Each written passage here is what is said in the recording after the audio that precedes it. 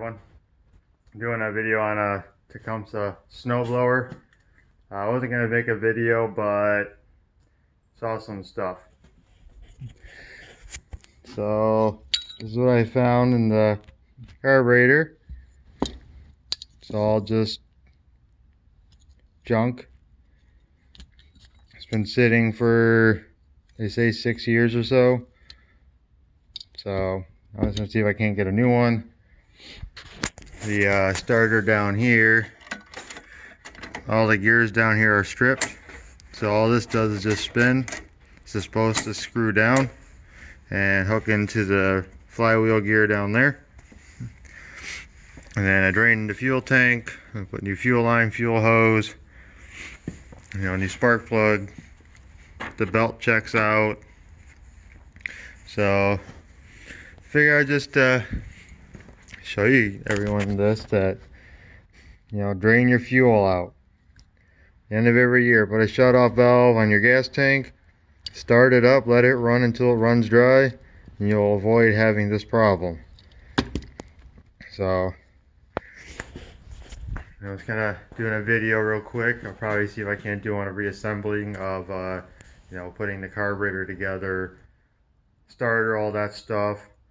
As far as the teardown went, I just took this cover off. It was about, like, I don't know, 15 screws around the corners. And then I took this off. So you gotta take a couple of screws out on each side. And then you gotta take your wing nut off. Probably just take the hat off, probably be easier. And then there's a couple more over there. And take your fuel cap off. It comes off a little tough, but it will bypass and it will come off. So this is a 5-horse Tecumseh, I think it's a Craftsman 21-inch snowblower, single stage, typical paddles inside, probably can't see it.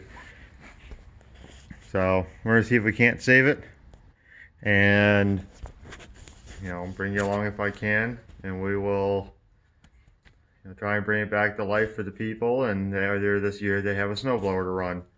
We want to try and make sure all the functions work, electric start, pull start, the safeties, make it reliable again. Price I'm not really going to discuss, but told them, it could be a cheap deal or it could be an expensive deal. And right now we are heading towards the more expensive aspect of it because of the starter and carburetor being in such terrible shape.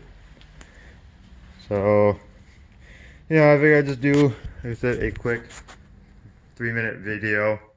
I was gonna, like I said, video of me tearing it all down, but I was just trying to figure out what I had to buy to make it work again. So it took me all of like 15 minutes, 10 minutes to rip all this stuff off. I just used like a drill driver. I think I used an 8mm, 10mm, and a 3/8.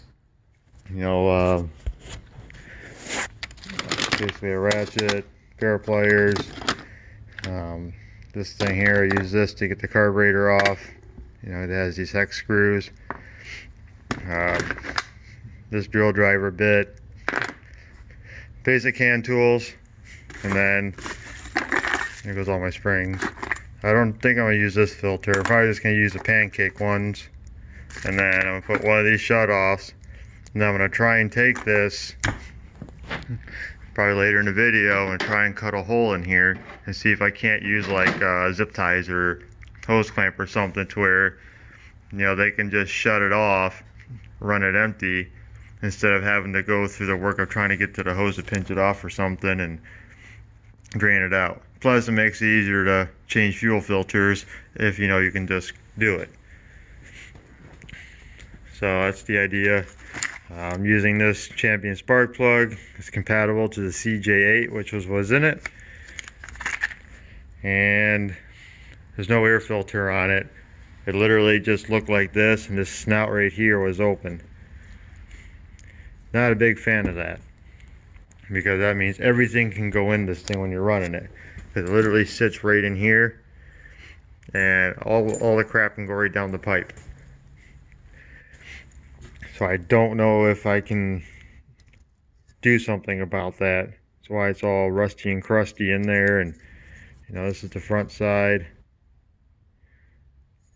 so it's pretty bad. But that'll be all for this video. I will do another one once I get parts, and basically once I get the parts, we'll work on it again. So thanks for watching, and I will see you in the next one.